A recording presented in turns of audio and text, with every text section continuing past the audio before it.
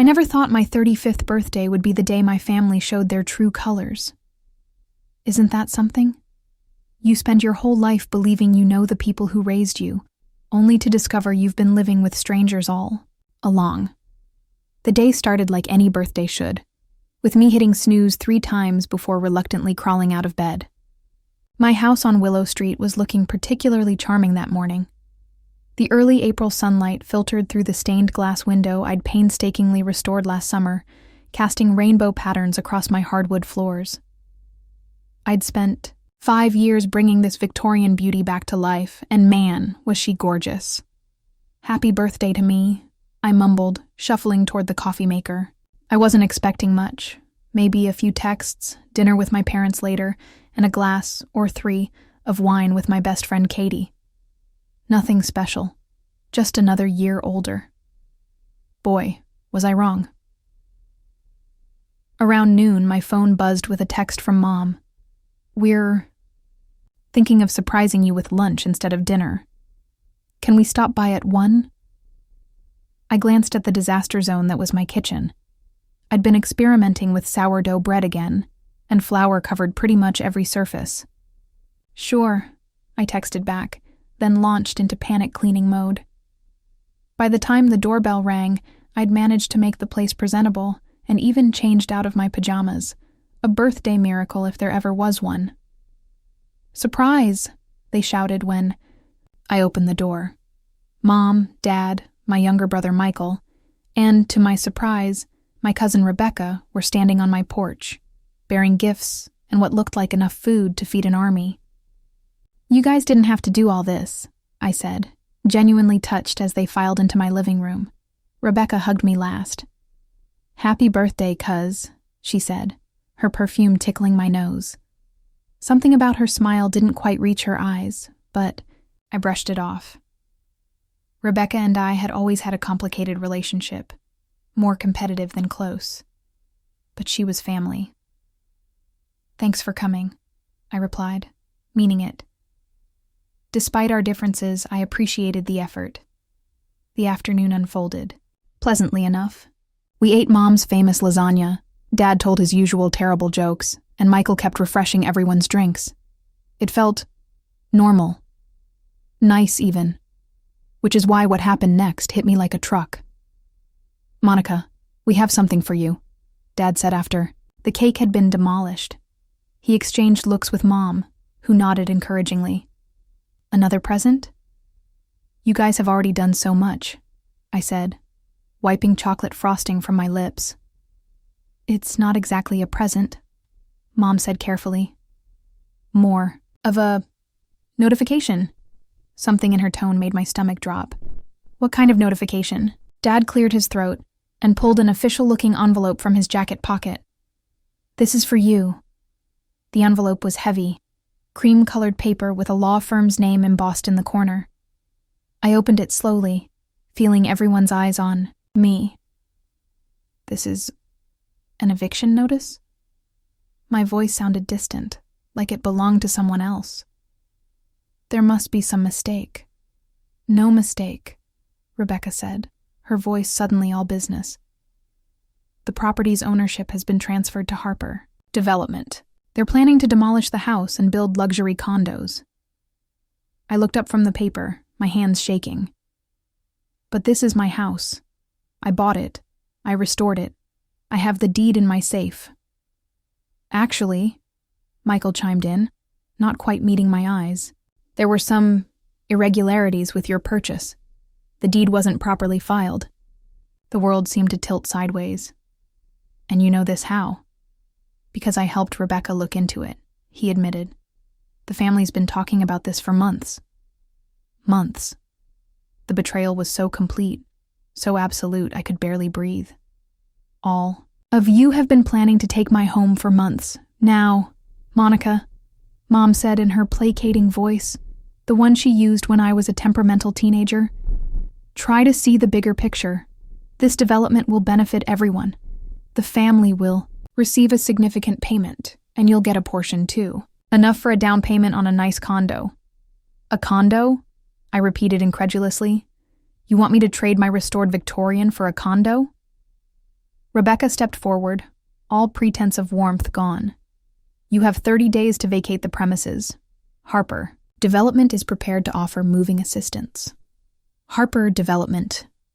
The name finally registered. Wait, isn't that your boyfriend's company? Bruno Harper? A flash of something, pride, triumph, crossed Rebecca's face. Bruno and I are engaged now, actually. We were going to announce it next week, but... Surprise. The pieces clicked together with sickening clarity. My cousin had orchestrated this whole thing, dating a real estate developer, finding a way to invalidate my ownership, convincing my family to support her. And they had all chosen to deliver this news on my birthday. With cake. Get out, I whispered, rising to my feet. All of you, get out of my house. Now, Monica. Dad started, but I cut him off. Get out! I screamed, pointing at the door, tears streaming down my face. How dare you? How dare you? They filed out silently, leaving the remnants of my birthday celebration scattered across the coffee table. Only Rebecca paused at the door. It's just business, Monica, she said coolly. Nothing. Personnel. I slammed the door so hard, the vintage stained glass window rattled in its frame. Then I collapsed against it, sliding to the floor as sobs racked my body. My phone buzzed with a text. Katie. Happy birthday, bestie. Still on for drinks tonight? Through. My tears, I typed. My family just served me an eviction notice as a birthday gift. I need more than drinks. I need a lawyer and a plan for revenge. Katie's response was immediate. OMG. Don't move. I'm coming over with tequila and my cousin who happens to be a real estate attorney. We're going to fix this. As I sat on my hallway floor, surrounded by the home I'd poured my heart into, I made a silent promise. This house on Willow Street wasn't going anywhere, and neither was I. You know how some places just feel right? Like they've been waiting for you all along? That's how I felt the first time I stepped into the old Victorian on Willow Street. Okay, stepped is generous. I practically waded through dust and cobwebs, dodging a family of raccoons that had claimed the attic as their own. But beneath the grime and neglect, I could feel it. This place was special. This place was mine. I'd been saving for a house since my first paycheck at 19, working double shifts at the diner, then putting myself through design school, taking on freelance projects at night, all while my friends were hitting bars and going on vacations. They thought I was crazy, especially when I emptied my entire savings account for a dilapidated Victorian that the realtor described as a challenging opportunity for the right buyer. The right buyer apparently means someone insane enough to take this money pit, Katie had said when I gave her the grand tour, carefully stepping over a hole in the living room floor. But she didn't understand. Nobody did. This wasn't just about having a roof over my head. This house represented everything I'd worked for, everything I'd overcome. I grew up in a home filled with uncertainty. Dad's job was always on the line, and we moved constantly, chasing the next opportunity, the next temporary solution. By the time I turned 18, I'd lived in 14 different houses, none of which ever felt like home. I'd sworn to myself that someday I'd put down roots so deep that nothing could tear them up. The Victorian on Willow Street was built in 1892 by a shipbuilder for his bride. You could feel his love in every detail. The hand-carved banisters, the stained glass transoms, the secret compartment in the parlor floor where he'd hidden love letters. When I discovered those yellowed pages 3 months into my renovation, I sat on the dusty floor and cried. This house had been cherished once, and I was going to cherish it again. For 5 years, every spare dollar and minute went into restoration. I taught myself plumbing from YouTube videos and traded graphic design work for help with the electrical system. I stripped a century of paint from the crown molding with Q-tips and dental tools. During one particularly brutal winter, I slept in a sleeping bag beside a space heater, Because I'd chosen to replace the roof before installing a proper furnace. Your priorities are whack, Michael had told me when he visited that January, his breath visible in the frigid air of my bedroom. The house comes first, I'd answered simply, pulling my sleeping bag tighter around my shoulders. And slowly, room by room, the house came back to life. The maple floors emerged from beneath stained carpeting, glowing like honey in the sunlight after weeks of sanding and refinishing. The original clawfoot tub, which I'd found abandoned in the backyard, became the centerpiece of a bathroom that blended Victorian charm with modern comfort. The kitchen, my pride and joy, featured salvaged cabinets from an old local schoolhouse, repurposed with love and about 30 coats of paint stripper. The neighbors noticed. Mrs. Abernathy, who'd lived across the street for 60 years, brought me lemonade one scorching August afternoon as I scraped paint from the exterior. I remember when the Whitakers lived here in the 50s, she told me, her eyes misty with memories. They used to host the most wonderful Christmas parties. The whole neighborhood would come. This house has always been special to Willow Street. That conversation sparked something.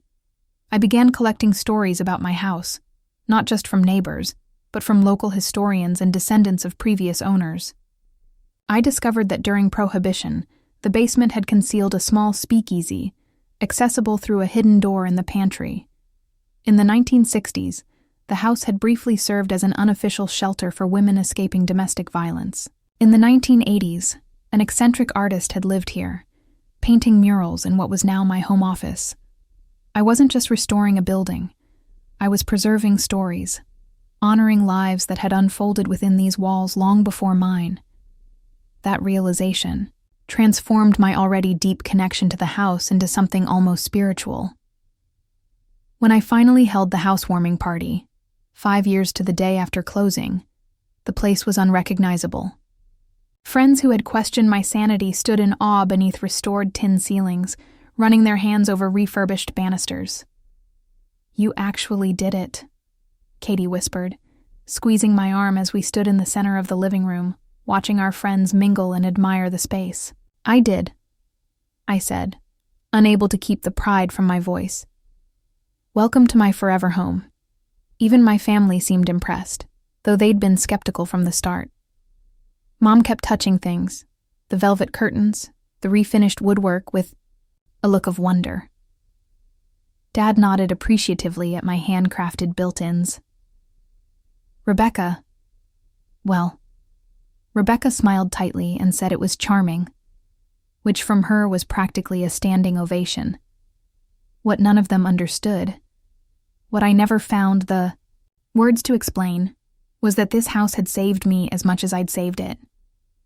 During the renovation, I'd gone through a devastating breakup, lost a job I loved to corporate downsizing, and supported Katie through cancer treatment. Through it all, the house gave me purpose. Each repair was a problem I could actually solve. Each restoration a small victory in a world that often felt chaotic and cruel. Every morning, I'd wake up and run my hand along the wall beside my bed, feeling the subtle imperfections in the plaster, the solid reality of this place that was mine. Mine. The word itself was a comfort, a shield against uncertainty. And now, according to that horrible notice, it wasn't mine at all. As Katie and her cousin James pored over the eviction papers spread across my kitchen table, I wandered from room to room, touching door frames, window latches, the smooth wooden banister that had taken me 3 weeks to strip and refinish. "This can't be legal," I whispered to the house, as if it could reassure me. "I won't let them take you." James looked up from his paperwork, his expression grim. "There are definitely irregularities here, Monica. Someone's gone to a lot of trouble to create problems with your title." "Rebecca," I said, the name tasting bitter on my tongue. "Possibly," he agreed. "But proving it won't be simple." I leaned against the kitchen doorway, the same doorway where I'd penciled in my height each year on my birthday, creating my own history in a house filled with others' stories. "I don't care how hard it is," I told him, determination hardening my voice. This house isn't just property to me. It's the promise I made to myself. It's every overtime shift, every missed vacation, every night I fell asleep with paint in my hair. It's mine, and I'm not giving it up without the fight of my life. Katie reached across the table and squeezed my hand. Then let's start fighting. I nodded, wiping away tears I hadn't realized were falling. Outside the window, twilight was settling over Willow Street, casting long shadows across my front porch. The porch where I'd planned to grow old, drinking coffee and waving to neighbors. From my rocking chair, "They picked the wrong house," I said softly. "And definitely the wrong homeowner. Have you ever felt that horrible sinking sensation when you realize you're not just dealing with bad luck, but with something deliberately malicious? That's what hit me the morning after my birthday disaster, as I sat at my kitchen table staring at the eviction notice, my coffee going cold beside me. This doesn't make sense, I muttered for the 100th time. I'd bought this house fair and square. I had documentation, somewhere.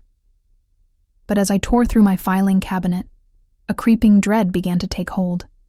Some paperwork was missing. Not just misplaced, but gone.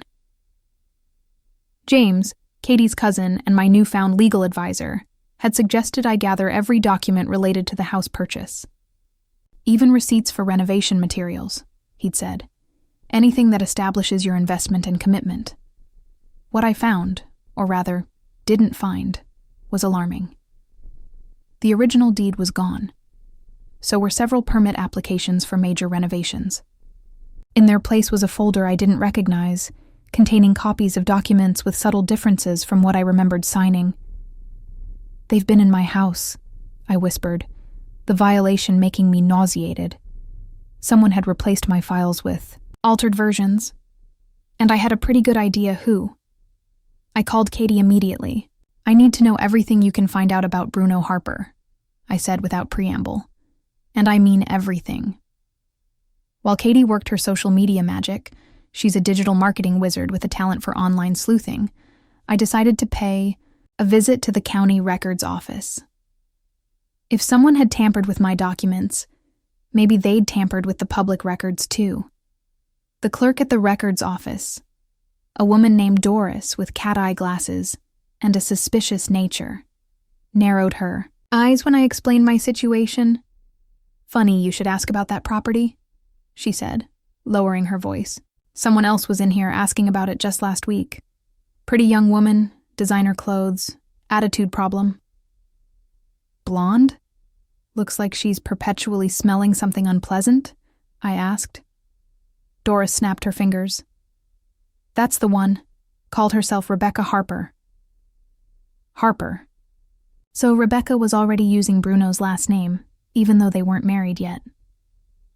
Interesting. Was she alone? I asked. No, she had a man with her. Tall fellow, expensive suit, kept checking his watch like his time was worth $1 million. Bruno, almost certainly. But what had they been looking for?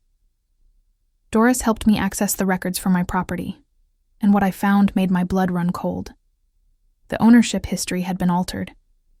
According to these records, my purchase had never been properly completed due to documentation irregularities, and the property had reverted to the previous owner, who had apparently sold it to Harper Development 3 months ago. "This is forgery," I said, pointing to a signature that was supposed to be mine. "That's not my handwriting." Doris peered at it over her glasses. "Honey, if what you're saying is true, you've got bigger problems than bad handwriting. This has been notarized." I stared at the notary stamp. "Evelyn Becker?" I didn't recognize the name. "Never heard of her," Doris said, which was significant coming from someone who knew every notary public in the county. I took photos of everything with my phone, my hands shaking so badly I had to retake several shots. By the time I left the records office, Katie had texted me 12 times with snippets of information about Bruno Harper. "Meet me at Ridley's," I texted back, naming our favorite coffee shop. "Bring your laptop." Ridley's was crowded, but we found a corner table where we could talk privately. Katie's eyes were wide with excitement as she opened her laptop. "Monica, you're not going to believe this," she said, turning the screen toward me.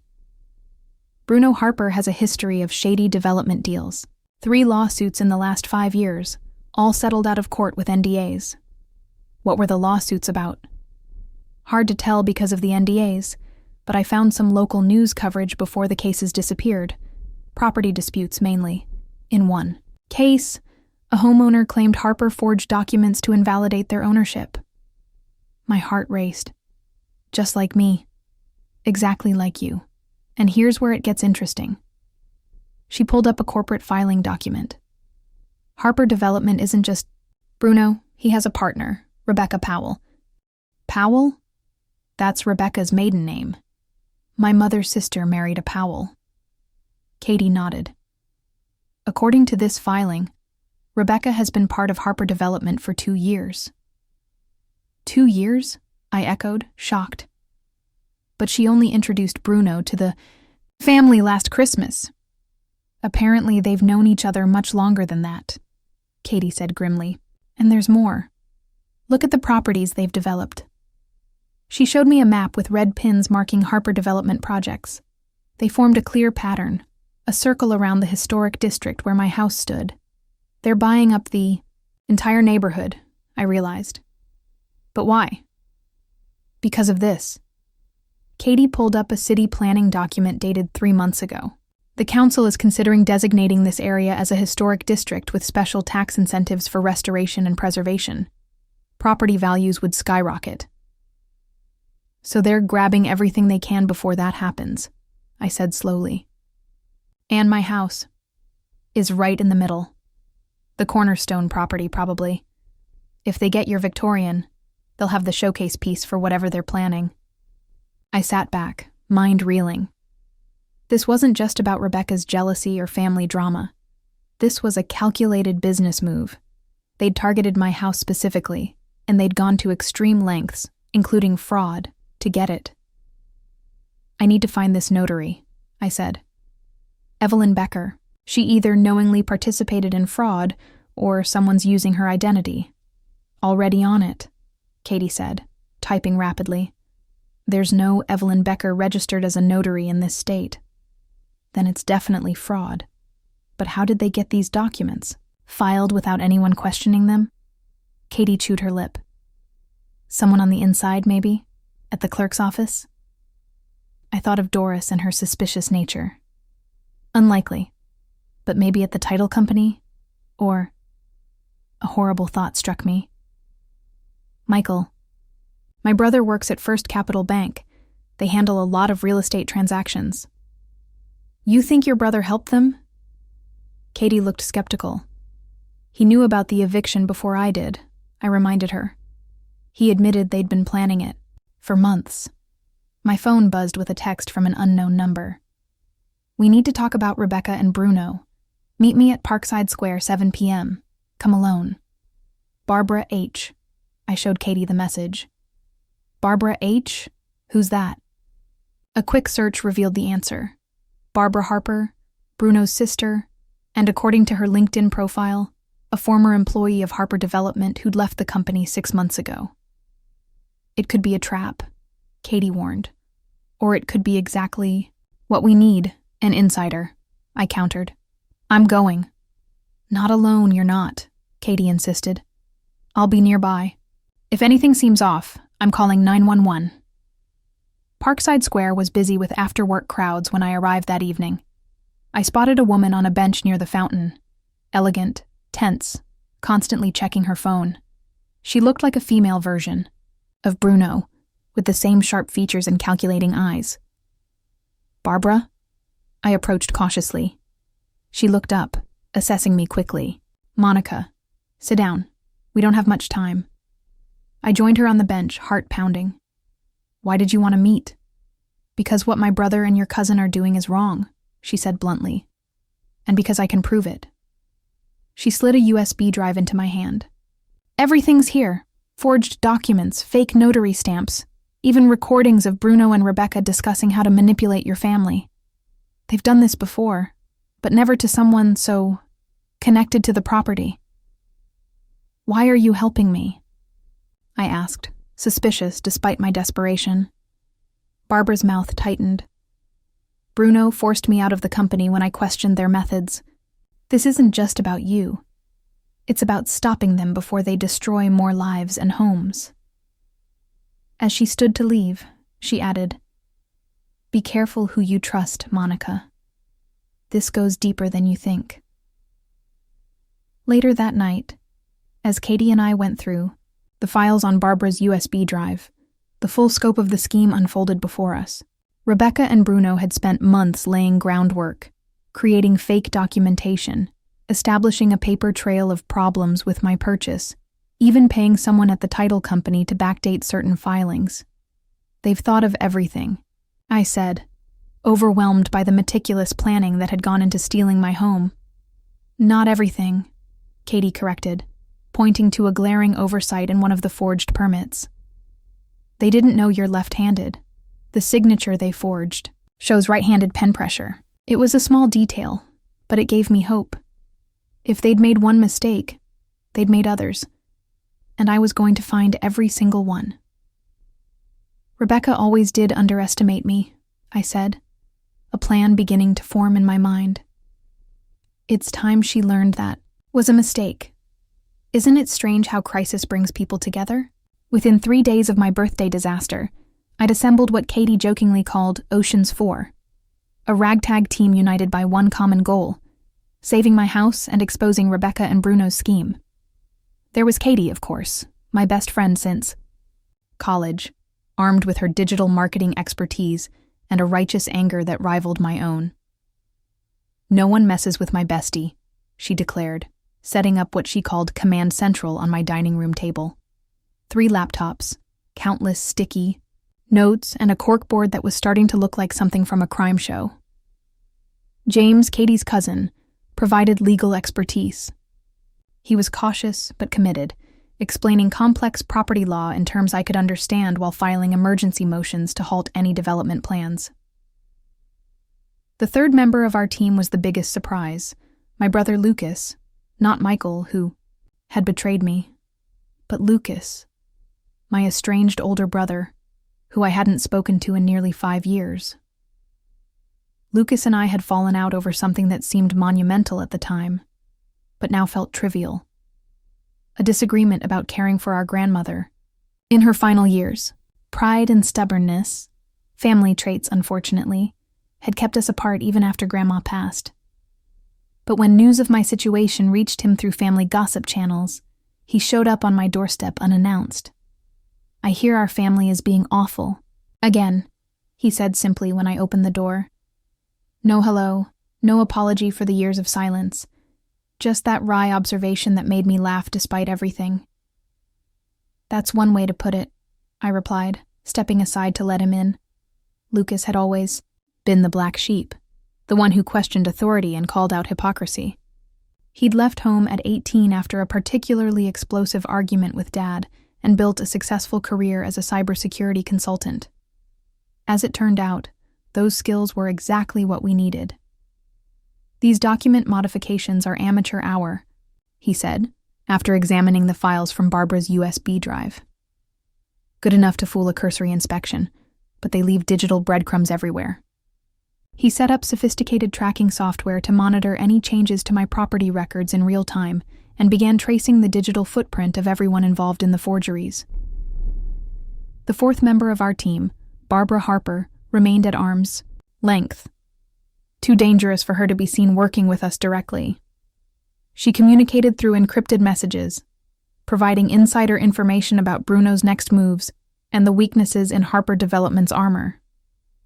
"Bruno's meeting with the City Council on Thursday," she texted one evening, "trying to fast-track approval for emergency demolition of your property. Claims structural issues make it a public safety hazard." I nearly threw my phone across the room.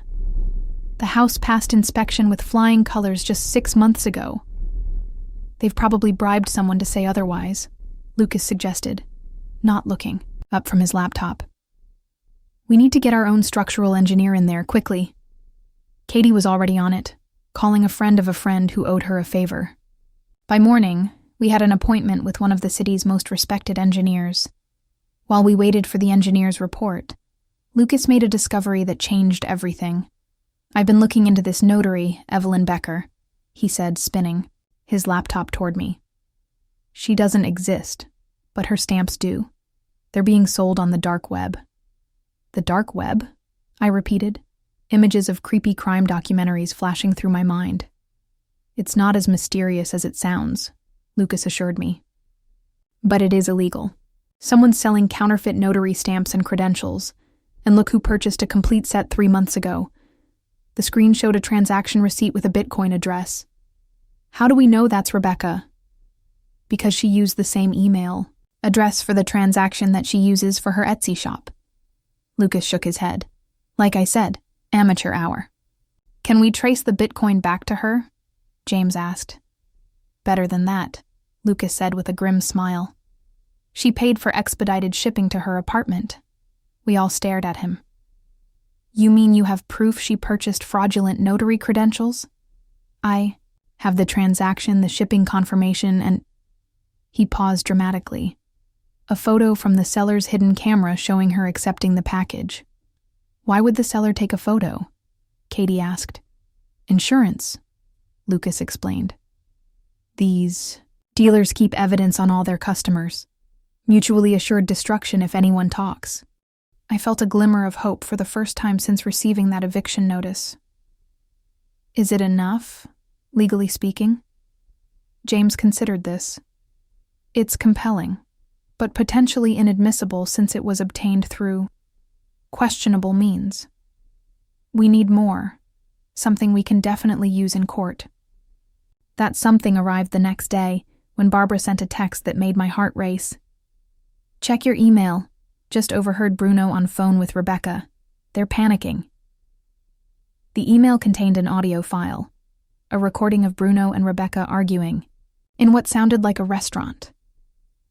"You said this would be clean and simple," Bruno's voice hissed.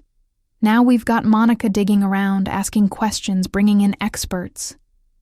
"She's bluffing," Rebecca insisted. "She doesn't have the resources or connections to fight this. She got a structural engineer to inspect the property yesterday, the same guy who sits on the Historical Preservation Board. So, our paperwork is solid. We paid good money for those forgeries." "Keep your voice down," Bruno snapped. "This isn't some game, Rebecca. If she proves fraud, we're talking criminal charges. I'm not going to prison because you wanted to settle a score with your cousin." "This isn't about settling scores," Rebecca protested. "It's business. That house is the linchpin for the entire development." "You told me this was about unreported structural damage, not about some personal vendetta," Bruno countered. "If I'd known." "If you'd known what?" Rebecca's voice turned cold. "That I finally found a way to take something from her? After watching her get everything handed to her our whole lives?" "Nothing was handed to me," I muttered at my laptop screen. "I worked for every inch of that house." The recording continued, revealing more details about their plan, including the name of someone at the city permit office who had helped them falsify inspection records. "This is gold," James said when the recording ended. "If Barbara testifies that she made this recording—" "She won't," I said, knowing instinctively how dangerous that would be for her. "But maybe she doesn't have to. What if we can get them to admit this in a more public setting?" Katie caught on immediately. "Their engagement party. It's next Saturday at the Riverfront Hotel." "You want to confront them at their own engagement?" "Party?" James looked skeptical. "Not confront," I clarified, an idea taking shape. "Expose, but we need more evidence first." For the next week, our team worked tirelessly. The structural engineer's report confirmed what I already knew. My house was in excellent condition, meticulously maintained and structurally sound. Lucas traced the fake inspection documents to a city employee named Carl Dawson, who had recently purchased a vacation home he couldn't possibly afford on his salary. James filed injunctions and formal complaints, creating a legal tangle that would take months to unravel. months during which my house couldn't be touched. Katie organized community support, quietly informing neighbors about Harper Development's plans for the area. People are furious, she reported after one neighborhood meeting, especially when they heard about the fraudulent documents. Mrs. Abernathy practically volunteered to chain herself to your front porch if bulldozers show up. I smiled at the image of my 80-year-old neighbor facing down construction equipment. Let's hope it doesn't come to that. Barbara continued to feed us information, each piece adding to our arsenal. We learned that Bruno had leveraged Rebecca's family connections to gain approvals they shouldn't have received. We discovered offshore accounts where they were hiding money from previous questionable deals. We even found evidence that they had systematically targeted other historic properties, using similar tactics to pressure owners into selling. But the most damning evidence came from an unexpected source. Michael, my younger brother. He showed up unannounced one evening, looking haggard and guilty. I didn't know what they were planning, he blurted as soon as I opened the door. Rebecca said they just wanted to make you a fair offer for the house. I swear, Monica, I didn't know about the forgeries or the fake inspections. I wanted to slam the door in his face, part of me still burning with betrayal, but something in his expression stopped me. Come in, I said coldly. Everyone's here. Michael faltered when he saw the team assembled in my dining room but gathered himself enough to place a thick folder on the table. Bank records, he explained. Transactions between Harper Development and city officials, including Carl Dawson and Councilman Phillips. They've been bribing people to look the other way. Lucas picked up the folder, eyebrows raised. This could cost you your job. I know, Michael admitted. But it's worth it if it stops them. What they're doing, what I helped them do without realizing it, it's wrong. I wasn't ready to forgive him, but I was grateful for the evidence. Thank you, I said stiffly. This helps. By Friday night, the eve of Rebecca and Bruno's engagement party, we had assembled a devastating case. Fraudulent documents, illegal notarizations, bribery, falsified inspections, the list went on and on. We could take this to the police, James suggested. Not yet, I said, thinking of Barbara's warnings about how deep the corruption went. We need to make this public first. Too public to sweep under the rug. I pulled out my own invitation to the engagement party, sent weeks ago, before they'd played their hand. Rebecca had probably forgotten she'd invited me, or assumed I wouldn't, show after what happened. She always did love being the center of attention, I mused, turning the embossed card over in my hands. Tomorrow night, she'll get her wish, just not the way she imagined.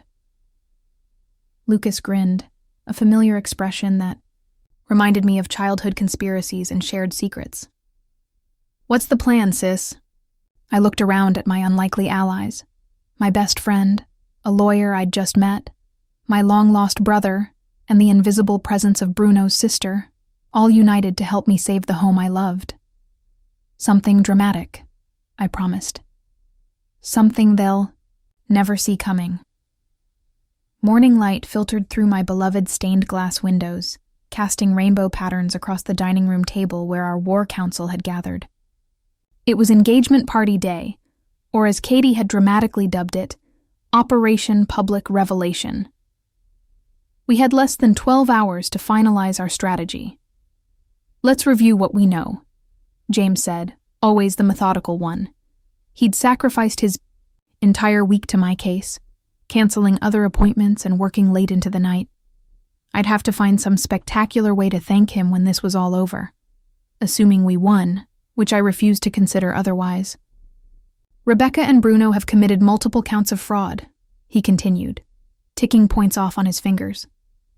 Forged documents, falsified inspections, bribery of public officials, and illegal notarizations. We have evidence of all of this.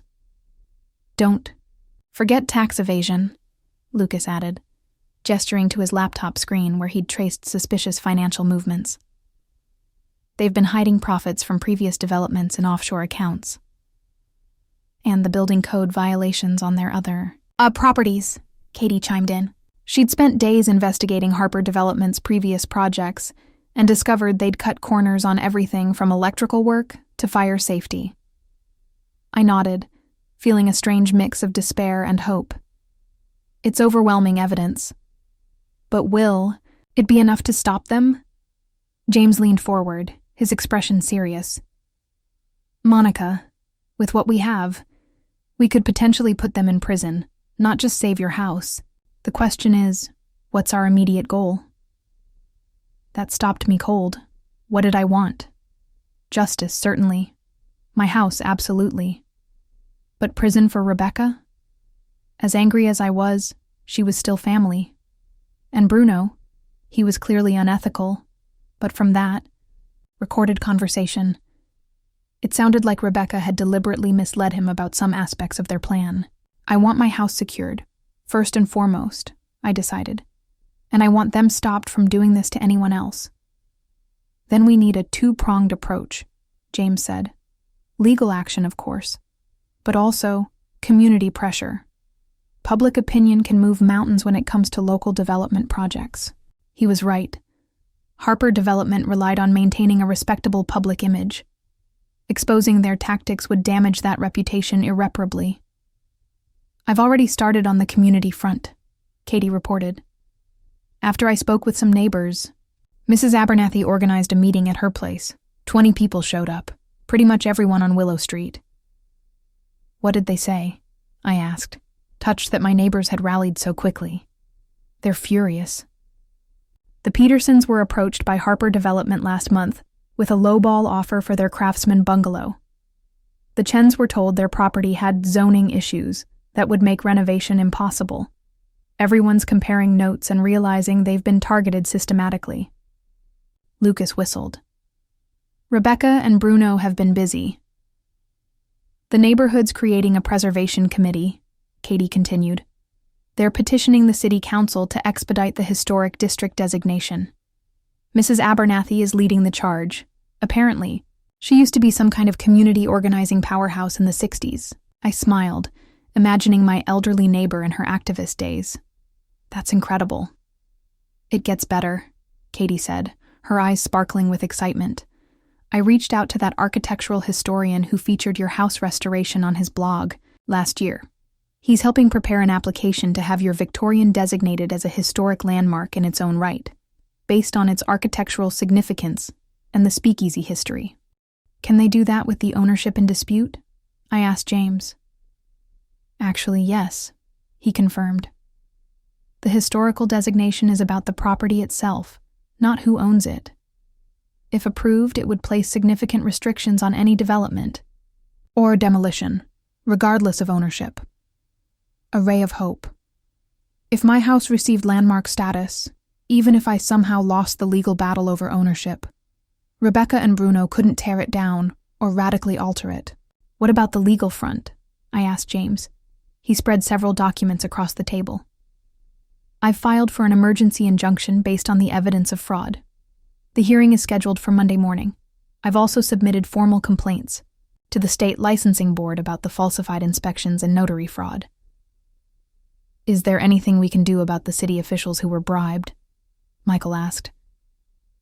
He'd been quieter than the others, still finding his place in our makeshift team. I've contacted a friend at the district attorney's office, James replied. Shared some of our findings, not everything, just enough to pique interest. They're watching developments closely, so we have legal challenges, community opposition, historic preservation efforts, and potential criminal investigations, I summarized. That's a lot of pressure points. And tonight, we add public exposure, Lucas said with a wolfish grin. Nothing like an engagement party for a dramatic reveal. We spent the next hour planning our approach for the evening. I would attend as invited, bringing Katie as my +1. Lucas and James would remain outside as backup, monitoring communications and ready to provide support if needed. Barbara had promised to be there, though she wouldn't openly associate with me. What about me? Michael asked hesitantly. I want to help. I studied my brother's face, still wrestling with my feelings of betrayal. He'd brought us valuable evidence, yes, but he'd also been part of the scheme initially. Could I trust him? You should come to the party, I decided finally. Rebecca won't suspect anything if you're there. But no heroics, Michael. You follow our lead. He nodded, relief evident in his expression. I'll do whatever you need. As our strategy session wound down, my doorbell rang. Katie peeked through the curtains. It's Mrs. Abernathy, and, wow, half the neighborhood. I opened the door to find my elderly neighbor at the head of a small crowd of familiar faces. The Petersons with their twin toddlers, Mr. Chen leaning on his cane, the young couple who just moved in down the street, and several others. We heard you're fighting back, Mrs. Abernathy announced without preamble. We're here to help. I blinked back sudden tears. Thank you, but... No buts, she interrupted. This isn't just about your house anymore, dear. It's about our entire neighborhood. We've formed the Willow Street Preservation Committee, and you're looking at the founding members. The young woman from down the street, Emily, I recalled, stepped forward with a folder. I'm a paralegal at Grisham and Partners. I've drafted affidavits from everyone here, testifying to the historical and cultural significance of your home and the pressure tactics Harper Development has used throughout the neighborhood. Mr. Chen thumped his cane for emphasis. My family has lived on this street for 3 generations. No developer is going to bully us out. One by one, my neighbors shared similar stories. Suspicious inspectors finding phantom problems, misleading, information about zoning changes, pressure to sell quickly before property values supposedly dropped. They've been targeting the whole street, I realized, creating a climate of uncertainty to drive down prices. Exactly, Mrs. Abernathy confirmed. But they didn't count on us talking to each other. The solidarity was overwhelming. These weren't just neighbors. They were allies, community members fighting for their homes and history. As they left, each stopping to give me a hug or word of encouragement, Mrs. Abernathy lingered behind. There's something else you should know, she said, her voice lowered. I've been doing some digging about this Harper fellow and his company. She pulled a newspaper clipping from her purse, yellowed with age, from at least 20 years ago. His father, Richard Harper, tried the same scheme in Lakeside back in the 90s. Forced out homeowners, falsified documents, bribed officials. I scanned the article, which detailed the collapse of a major development project amid allegations of fraud and corruption. What happened? He got away with most of it, she admitted. One junior executive took the fall, and Richard Harper moved his operations to another state. But not before he destroyed a historic neighborhood much like ours. The junior executives. Name jumped out at me. Martin Reeves. Why was that familiar? Wait, I said, a connection forming. Martin Reeves. That's Rebecca's stepfather, the man her mother married after divorcing my uncle. Mrs. Abernathy's eyes widened. Then this runs deeper than we thought. Rebecca isn't just Bruno's fiancée. She's connected to the original Harper scandal. After Mrs. Abernathy left, I shared this revelation with the team. Lucas immediately began researching the connection. Martin Reeves served 18 months for fraud and was released in 2002, he reported after some intense typing. He married Rebecca's mother 6 months later. Rebecca would have been about 12 at the time. So she grew up with a stepfather who blamed Richard Harper for his prison time, I mused. And now she's engaged to Richard's son, helping him run the family business. That can't be a coincidence, Katie said.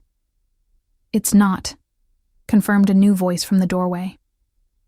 We all whirled around to see Barbara Harper standing there, elegant in a tailored pantsuit, her expression grim. Lucas had let her in silently. Rebecca approached Bruno 3 years ago with the idea for revitalizing this neighborhood, Barbara explained, joining us at the table. She knew exactly which properties to target and how to acquire them. It wasn't until recently that I discovered her connection to Martin Reeves. Is this about revenge? I asked, trying to understand. Is she using Bruno to get back at his father for what happened to her stepfather? Barbara shook her head. It's more complicated. Martin Reeves didn't just take the fall for Richard Harper. He was in love with Richard's wife, my mother. The affair was what ultimately brought down the company. Internal sabotage, leaked documents. I struggled to process this tangled web. So Rebecca's stepfather and your mother had an affair that destroyed my father's business and their marriage, Barbara confirmed. My mother died shortly after the scandal broke. Bruno has always blamed Martin Reeves for her death. He doesn't know about Rebecca's connection. And Rebecca never told him, I guessed. No. She deliberately sought him out, gained his trust, and is now positioned to control Harper Development. Tonight, at their engagement party, Bruno's father will announce that he's turning over control of the company to them as a wedding gift. The pieces clicked into place. Rebecca gets control of Harper Development, completing her stepfather's revenge, and Bruno has no idea. None, Barbara confirmed. And if he finds out, he'll call off the engagement and the business transfer. I finished. We all sat in stunned silence, absorbing the twisted family drama underlying what I'd thought was a simple property grab. James was the first to speak. This changes our approach for tonight. We're not just exposing fraud, we're revealing a years-long deception. Will you tell Bruno? I asked Barbara. She hesitated. Bruno and I have our differences, but he's still my brother.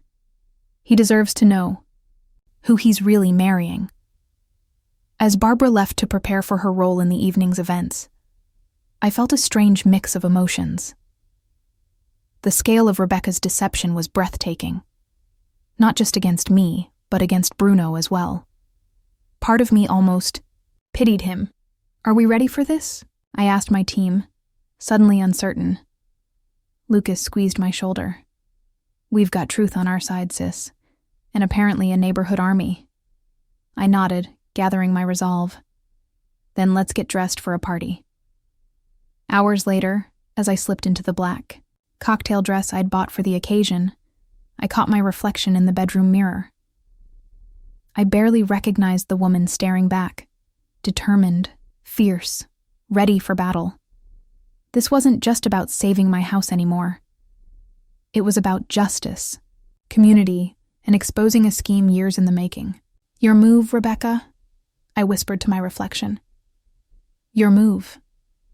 Have you ever walked into a room knowing you're about to set off a bomb? Not a literal one, of course, but the kind that demolishes secrets and shatters carefully constructed facades? That's exactly how I felt stepping into the grand ballroom of the Riverfront Hotel, Katie at my side, and a USB drive containing digital dynamite in my clutch. Breathe, Katie whispered, sensing my tension. We've got this. The ballroom was predictably lavish, crystal chandeliers, champagne fountains, ice sculptures, and enough flowers to stock a small botanical garden. Rebecca had always had expensive taste, and Bruno Harper clearly had the means to indulge it. At the center of it all stood the happy couple, receiving congratulations from a steady stream of well-dressed guests.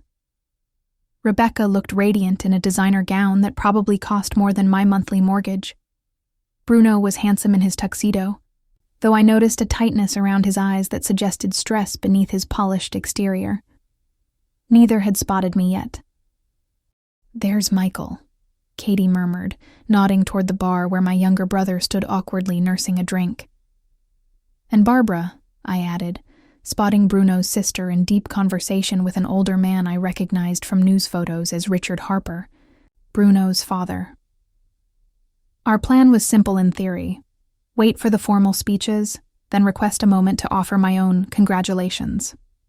The hotel's audio-visual system had been temporarily compromised by Lucas, who was parked outside in a van with enough technology to make a spy agency jealous.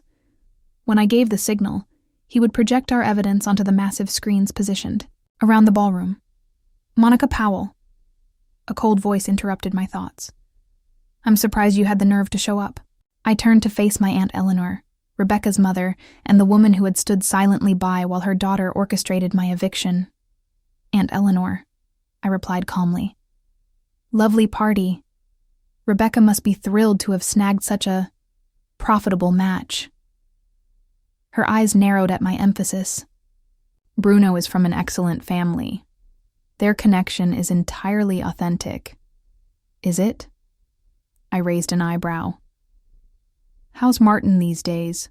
Still bitter about taking the fall for Richard Harper all those years ago? The color drained from her face. You don't know what you're talking about. Actually, I do. I know quite a lot, Aunt Eleanor. About Martin, about Rebecca's plans, about forged documents and fraudulent eviction notices. I know everything. She grabbed my arm, her fingers digging in painfully. You will not make a scene tonight. This is Rebecca's moment. I gently but firmly removed her hand. You're right.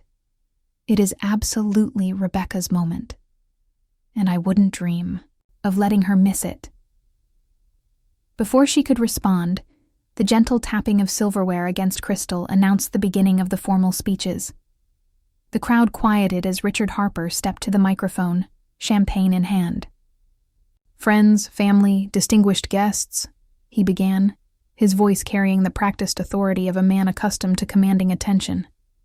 We are gathered here tonight to celebrate not just an engagement but a merger of two exceptional families. I caught Barbara's eye across the room. She gave me an almost imperceptible nod. Richard continued his speech, praising Bruno's business acumen and welcoming Rebecca to the Harper family. It gives me great pleasure, he concluded, to announce that upon their marriage, Bruno and Rebecca will assume joint control of Harper Development, carrying our legacy into the future. Polite applause filled the room. Bruno stepped forward to thank his father, looking genuinely moved by the gesture. Rebecca beamed at his side, triumph evident in her expression. As Bruno began his own speech, thanking guests for coming and sharing anecdotes about his relationship with Rebecca, I felt Katie squeeze my hand. Ready? She whispered. I nodded, my heart pounding so loudly I was certain everyone could hear it. When Bruno finished speaking, Rebecca took the microphone. I just want to say how blessed I feel to be joining the Harper family and Harper Development, she gushed. Bruno and I have such exciting plans for the future. I bet you do, I muttered under my breath. And I want to especially thank my own family for their unwavering support. Rebecca continued, her gaze sweeping over her parents and pointedly avoiding me. As she handed back the microphone to the event coordinator, I seized my moment. Excuse me, I called out clearly, stepping forward. Might I offer a toast to the happy couple? The coordinator looked uncertainly at Rebecca, whose smile froze in place. A beat passed before Bruno nodded graciously. Of course, Monica. Please. I approached the small stage, feeling hundreds of eyes on me. Rebecca's glare could have melted steel, but I focused on the microphone being extended toward me. For those who don't know me, I began, I'm Rebecca's cousin. We've known each other our entire lives, which is why I feel uniquely qualified to speak about her remarkable talents. A ripple of uncertain laughter moved through the crowd. Rebecca's smile remained fixed, but fear flickered in her eyes. Rebecca has always been extraordinarily driven, I continued. When she wants something, she pursues it with impressive determination. Recently, she set her sights on my home, a historic Victorian on Willow Street that I've spent 5 years restoring. The room quieted as confusion replaced amusement. Bruno frowned slightly, looking between Rebecca and me.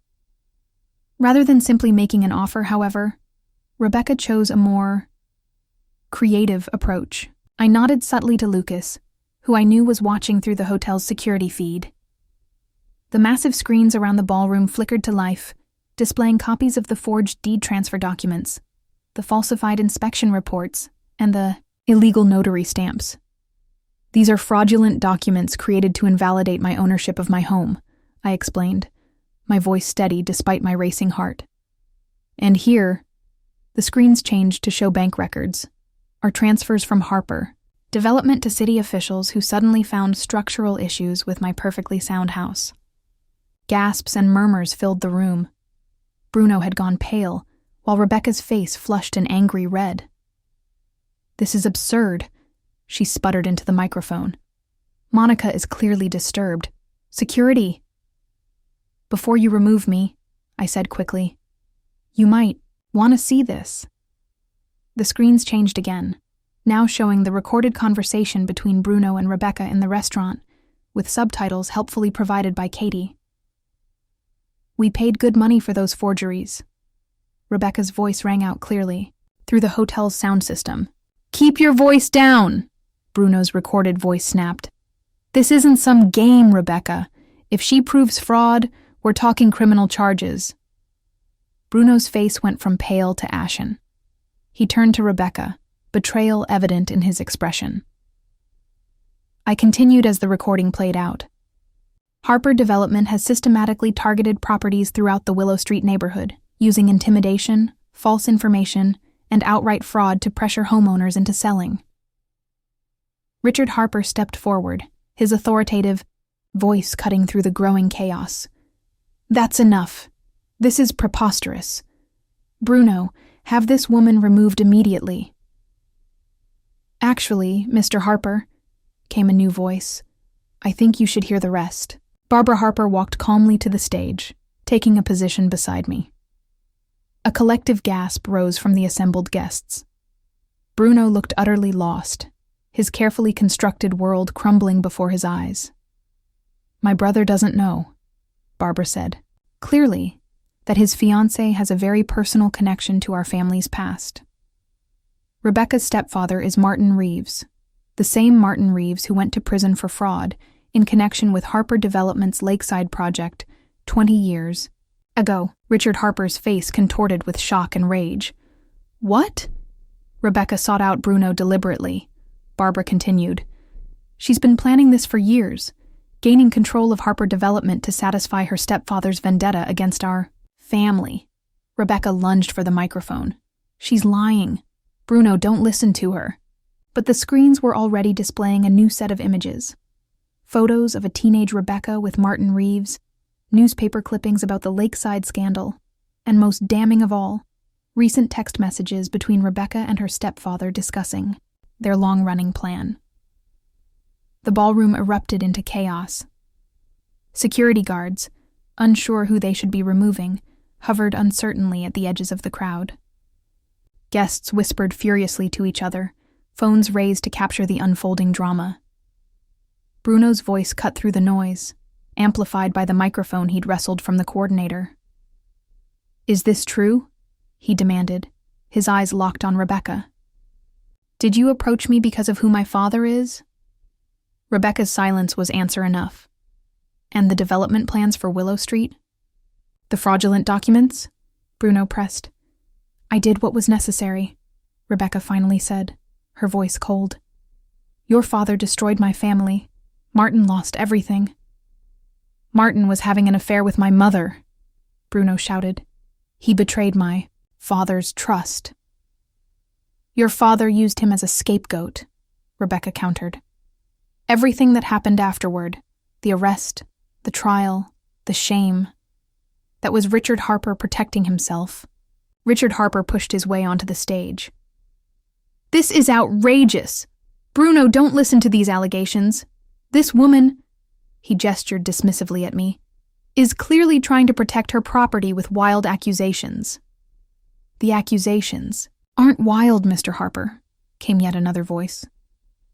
James had entered the ballroom, accompanied by a stern-looking woman in a conservative suit, and they're not limited to Monica's property. "Who the hell are you?" Richard demanded. "James Thornton, attorney," James replied smoothly.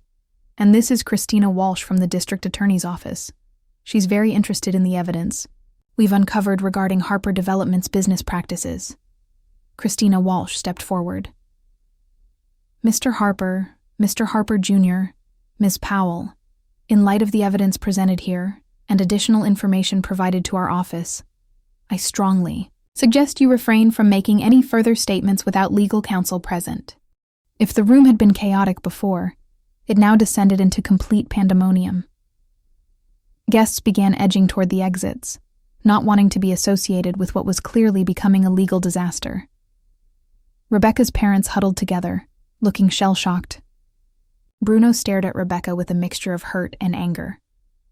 Through it all, I stood on the stage, watching the carefully constructed scheme collapse. It should have felt triumphant. Instead, I felt a strange hollowness mixed with relief. All those years of Rebecca's jealousy and resentment, channeled into an elaborate plot for revenge and profit. All those family bonds, damaged perhaps beyond repair. Michael appeared at my side, placing a supportive hand on my shoulder.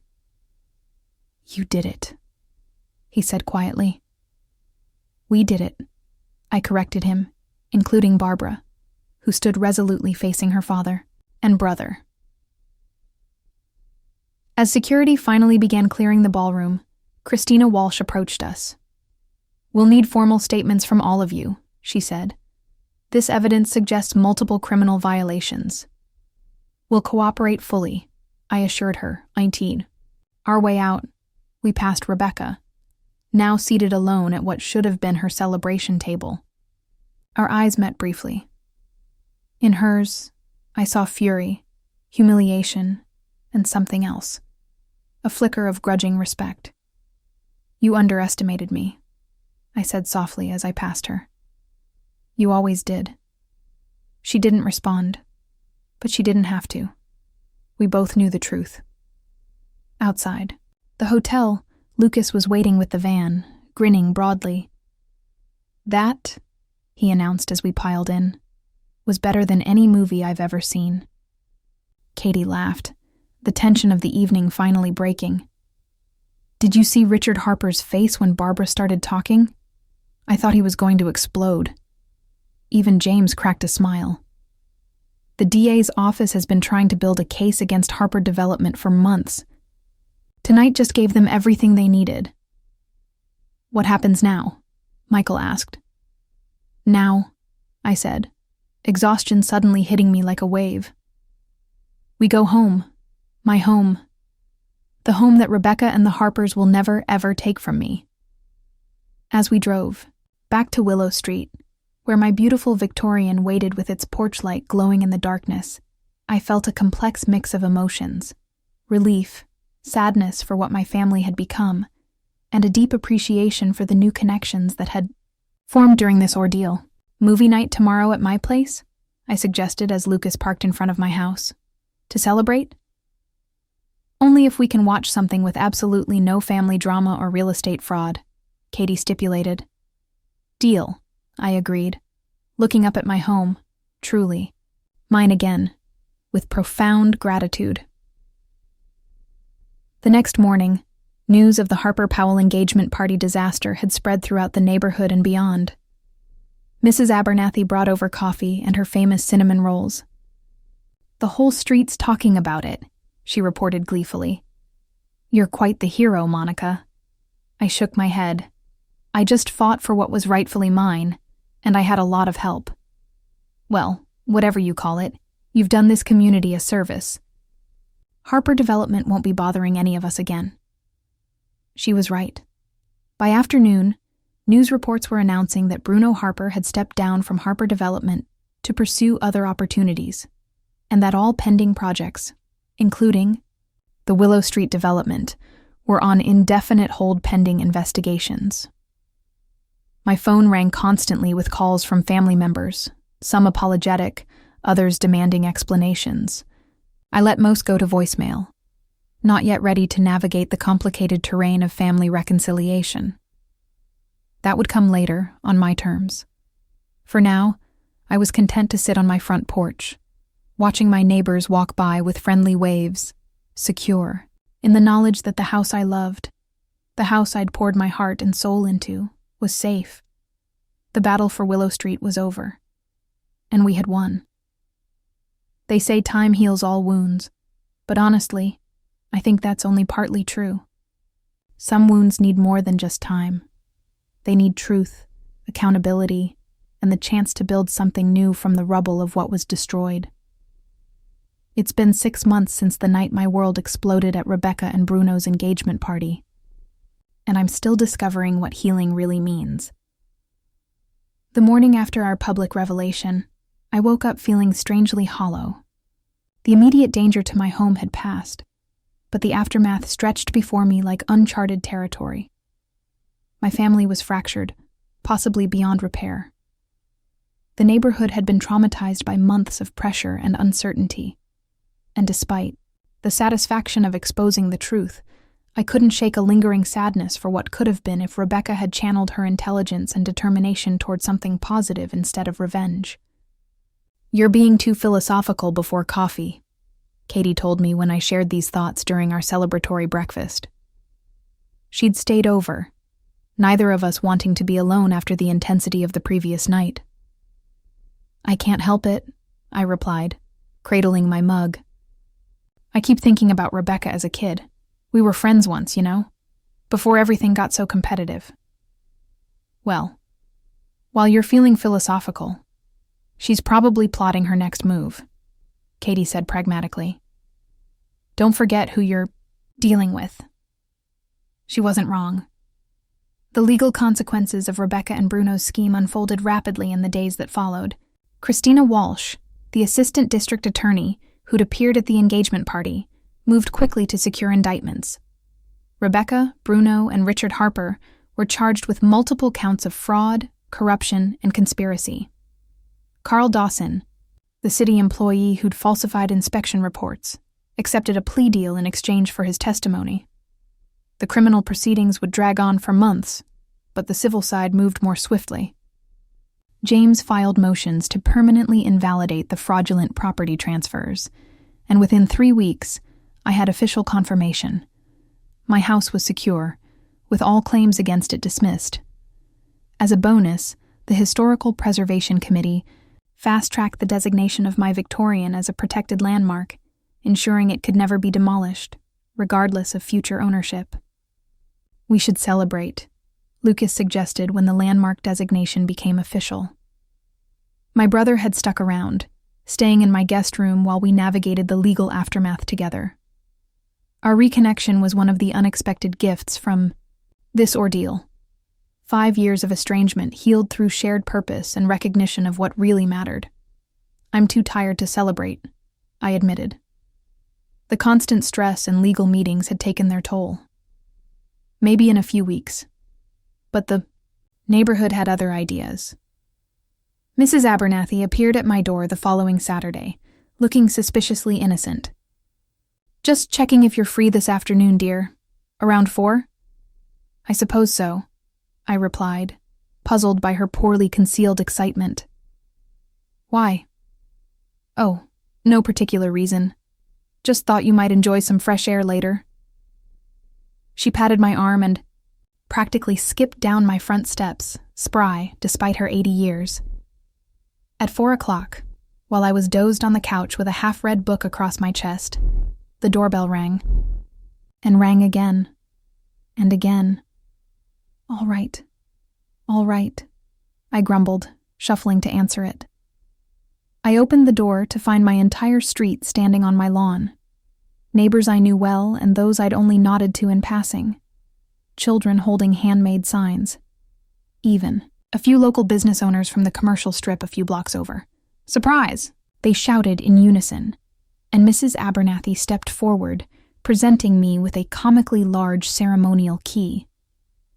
"To the defender of Willow Street," she announced, "and the newest member of our Neighborhood Historical Society board."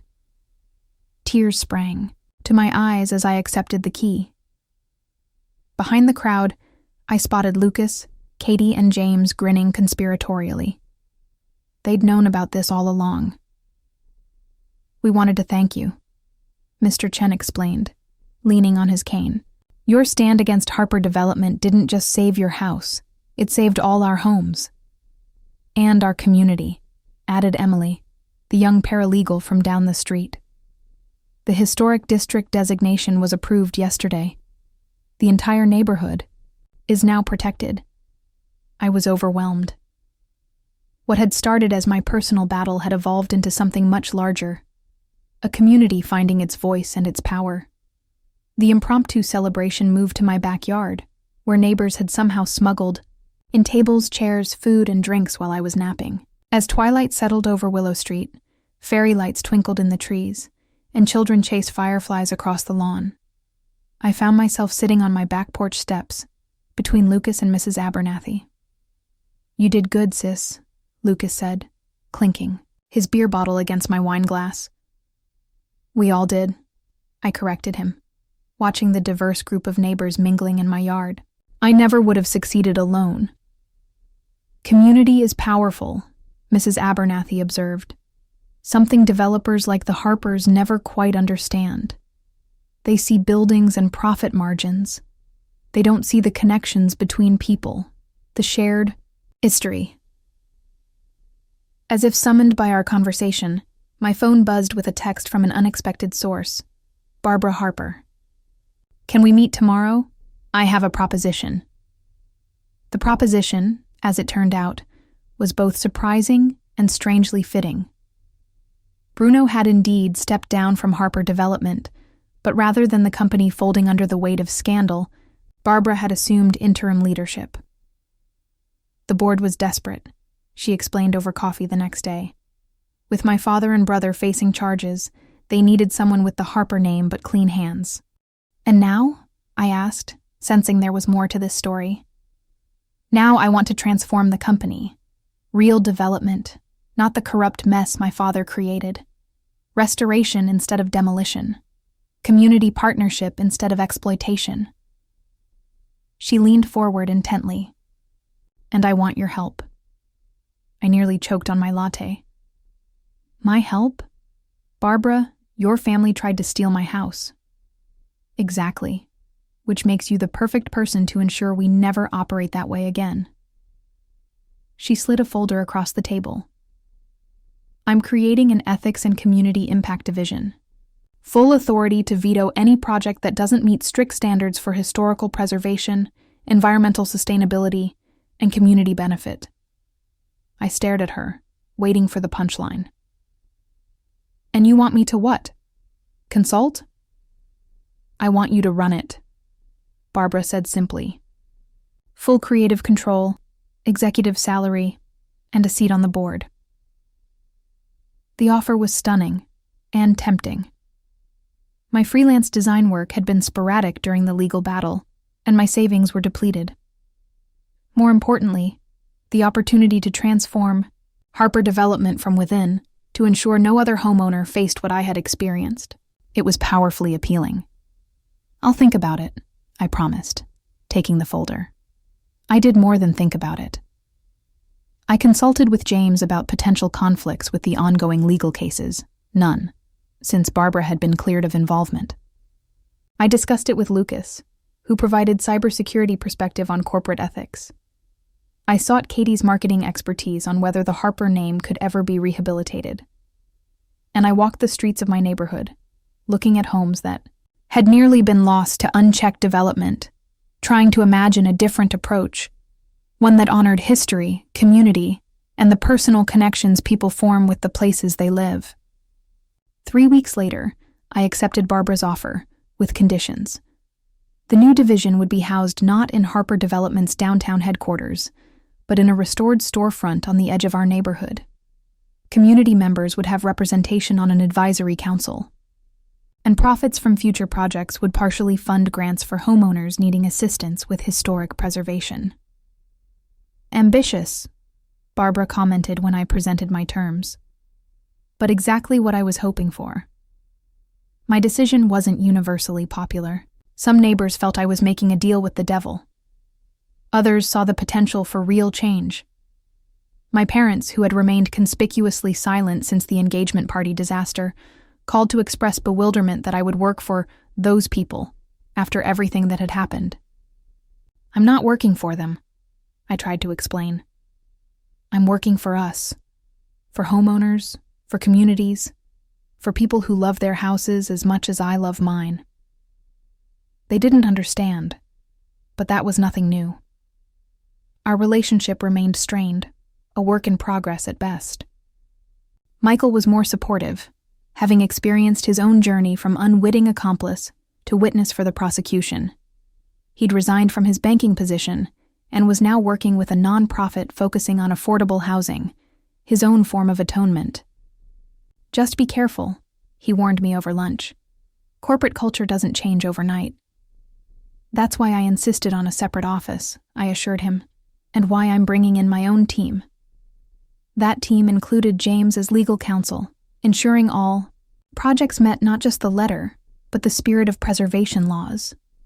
I explained to Michael over lunch, stirring my iced tea thoughtfully, "And Katie's handling community outreach. She has a gift for translating corporate speak into real human connection." Michael nodded, seemingly relieved that I wasn't facing the Harper empire alone. "What about Rebecca? Have you heard anything?" Set down my spoon, the question I'd been avoiding for months finally surfacing. "She took a plea deal last week. Reduced charges in exchange for testimony against Richard Harper. No prison time but 5 years probation, community service, and she's barred from working in real estate or development." "How do you feel about that?" Michael asked quietly.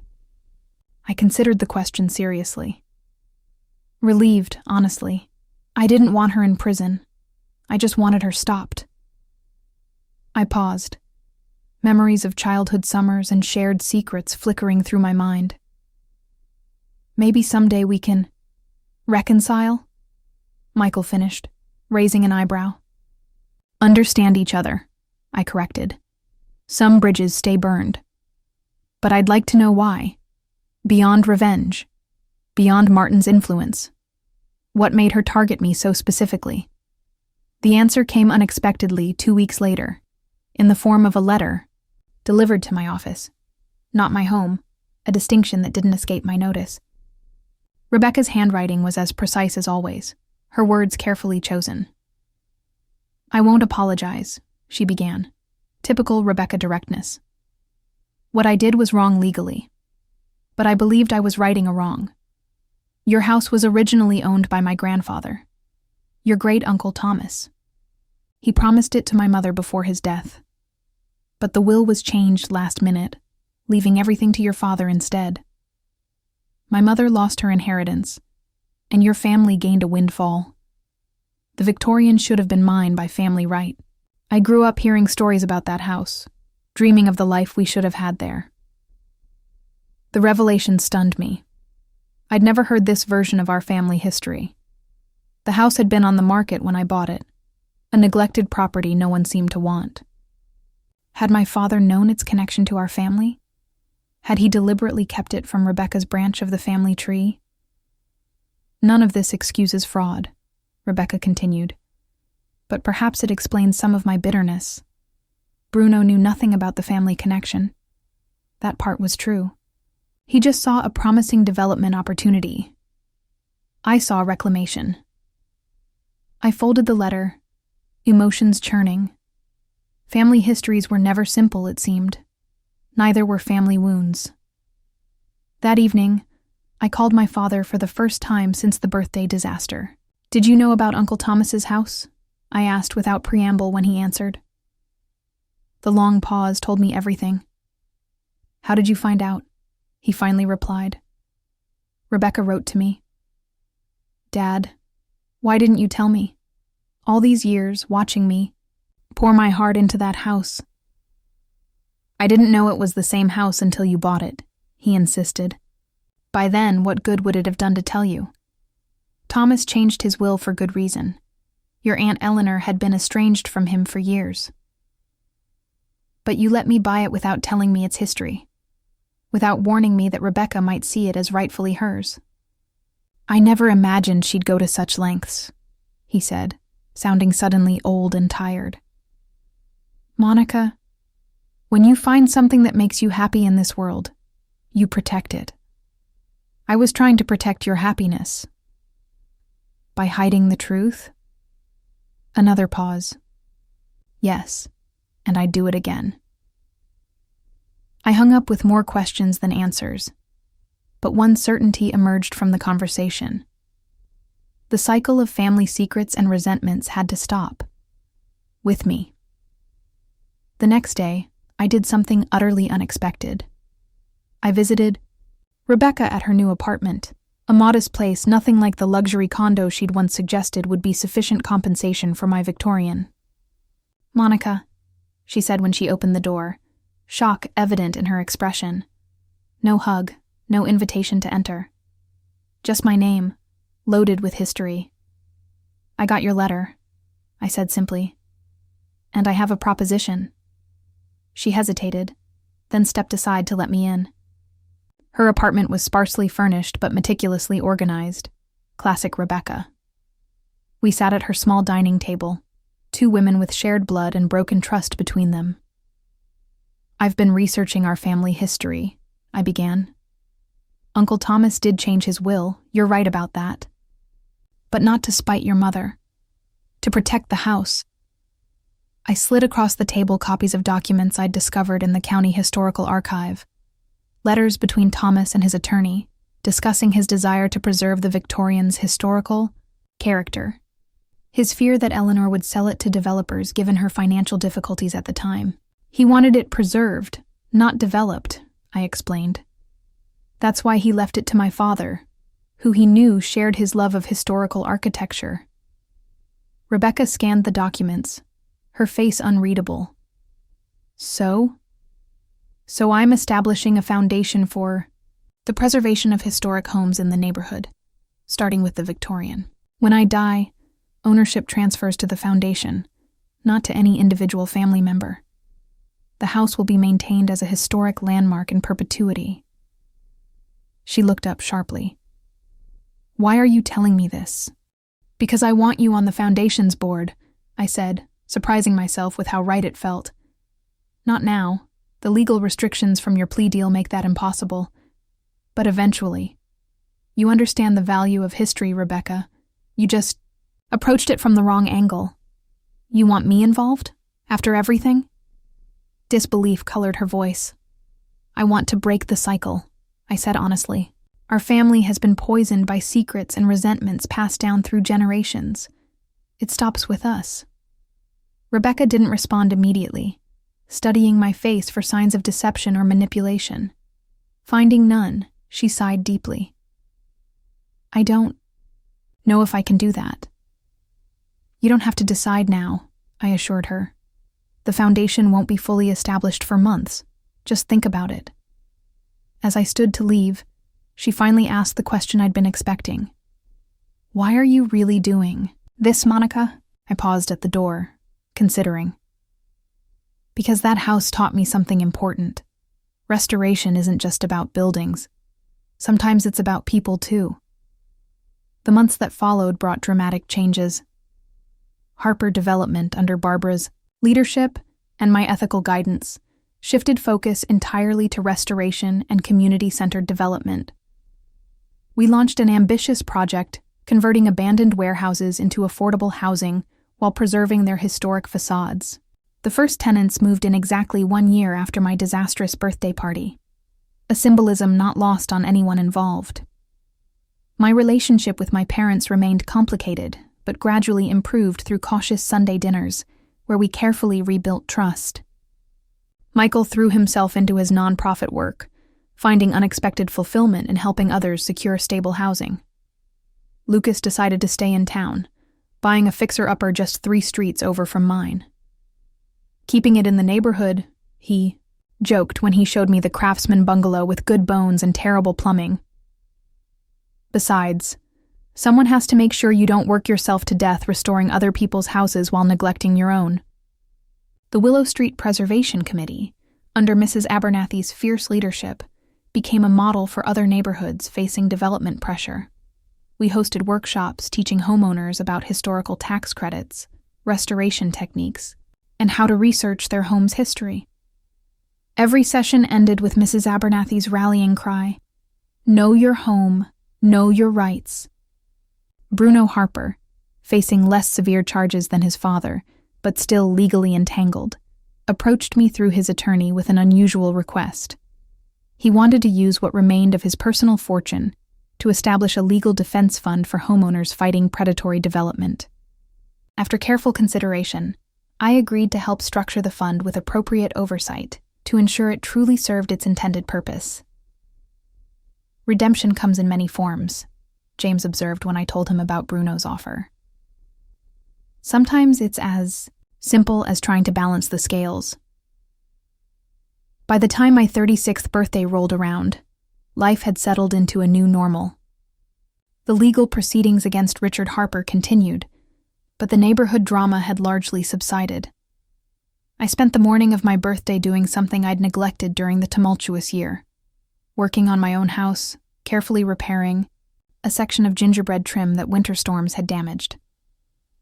Around noon, a car pulled up outside. Through the stained glass window, the same one that had cast rainbow patterns across my floor on that fateful birthday morning a year ago, I recognized Rebecca's silhouette approaching my porch. She carried a small package wrapped in simple, brown paper. No card, no ribbon, just like Rebecca to eschew unnecessary decoration. "Happy birthday," she said awkwardly when I opened the door. "This isn't much, but, well, I thought you should have it." Inside the package was a weathered leather journal with Willow Street Victorian, Thomas Powell, embossed on the cover. My great-uncle's original notes and sketches for the house, documenting renovations and repairs going back to the 1960s. "Where did you find this?" I asked, carefully turning the fragile pages. "My mother had it all along," Rebecca admitted. "I convinced her it belongs here with the house, with you. It was a peace offering of sorts, not an apology, but an acknowledgement. A small step toward something not quite forgiveness, but perhaps understanding." "Would you like to come in?" I offered. "I just made coffee." Rebecca hesitated, then nodded, just for a few minutes. As we sat in my kitchen, the scene of last year's betrayal now transformed into a tentative neutral ground, I realized something important about homes and hearts. Both can be broken, both can be rebuilt, but neither is ever quite the same afterward. They carry the marks of their history, visible in small cracks and careful repairs. My Victorian would always bear the invisible scars of almost being lost. My family would always carry the memory of betrayal and reconciliation. But perhaps that's what made both truly valuable, not perfection, but resilience. The ability to stand, to endure, to remain standing despite everything. "To Willow Street," I said quietly, raising my coffee mug in a small toast. After a moment's hesitation, Rebecca raised hers as well. "To Willow Street," she echoed. "May it outlast all of us." And in that moment, I knew it would.